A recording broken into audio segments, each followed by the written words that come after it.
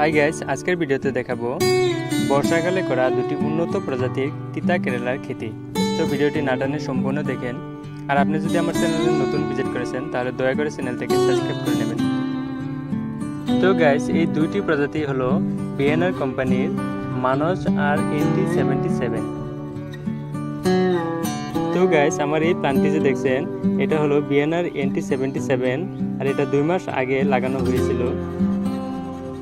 আর guys, এই 2 মাসের মধ্যেই 6 বার হারভেস্টিং করা হয়েছে।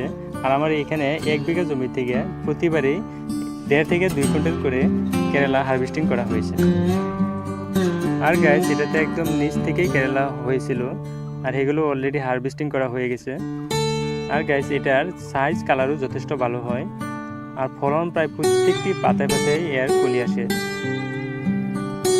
তো গাইস, বর্ষাকালে আপনি এই ভ্যারাইটির কেরালা করে ট্রাই করতে পারেন আর এটা রোগ বেমারও যথেষ্ট কম হয়।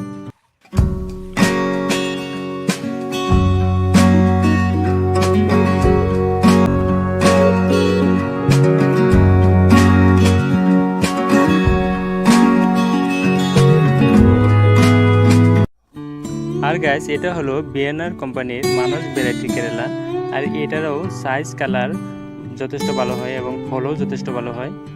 আর আপনার ইচ্ছে হলে এটাও ট্রাই করে দেখতে পারেন।